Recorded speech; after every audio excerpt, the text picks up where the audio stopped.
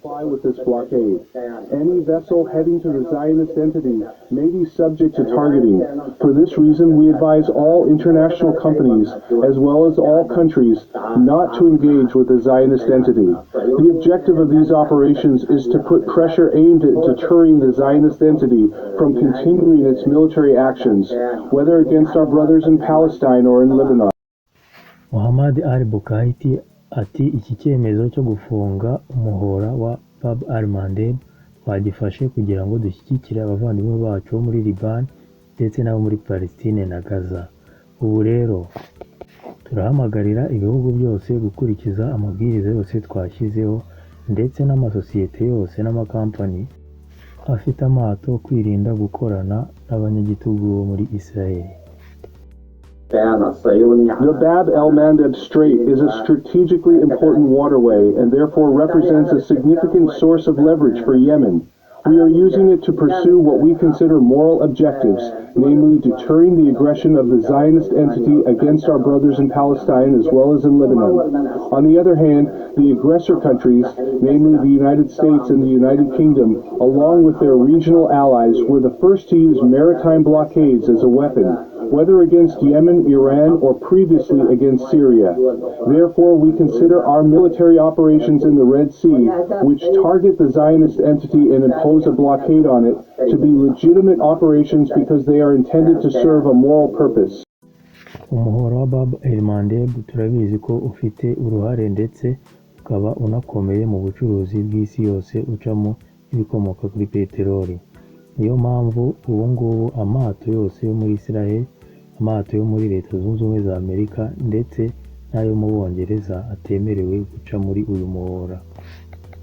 Nk'uko Abongereza, Leta Zunze Ubumwe za Amerika ndetse n'abo bakora nabo bagiye bawifashisha babangamira inyungu z'ibihugu nka Syria, natwe niyo mpamvu tugiye kubangamira inyungu zabo kubera ko twumva ko tubyemerewe n'amategeko. In the first round we fought, we targeted the Israeli entity, but when the United States and Britain joined alongside it, we were forced to strike American and British interests, as well as their military forces deployed in the Red Sea and the Arabian Sea. This was in the first round.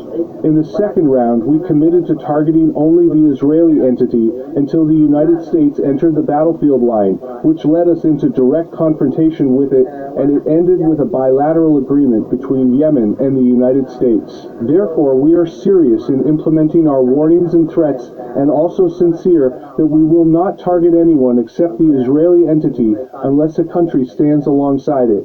Yemen has succeeded in developing its military capabilities, both missile and aerial, and still has many surprises in store.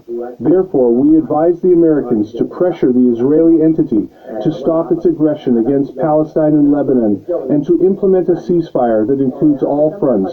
Otherwise, it will come out of this confrontation with Yemen as a loser, just as it previously did.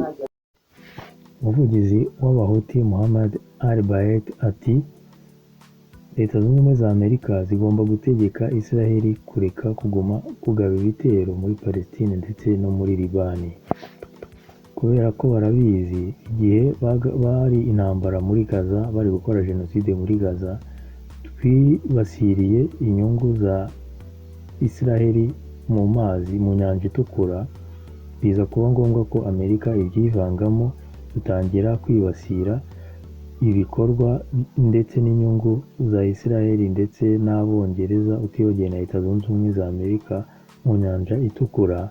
Byarangiye bibaye ngombwa ko twicarana nabo kugira ngo dusinyane amasezerano. Bityo rero n'ubu nibitagenda gutyo nta kindi kintu turi bukore, twongere tugabe ibitero kuri ayo mato yabo ndetse n'inyungu zabo, kandi ndabizeza ko bazarangirira batsinzwe nk'uko n'ubundi ubwa mbere batsinzwe bikaba ngombwa ko twicara ku meza tugasinyana amasezerano. Bityo rero Leta Zunze Ubumwe za Amerika nizisabe Israel kuva ku butaka bw'abandi ndetse ihagarike no kugumya kugaba ibitero muri Palestine ndetse no muri Liban. Tukongera tukibutsa ko dushishikariza amasosiyete, amakampani afite amato aca mu nyanja itukura kwirinda gukorana n'ubutegetsi bwa Isiraheli. Kandi twongera kwibutsa ko dukumira amato akorana n'abanzi gusa, andi mato nta kibazo, gusa dushishikariza ibihugu byose kwirinda gukorana na Isiraheli. Uyu ni umuvugizi w'Abahuti muri Yemeni, Sana umurwa mukuru, akaba yitwa Muhammad al-Baed.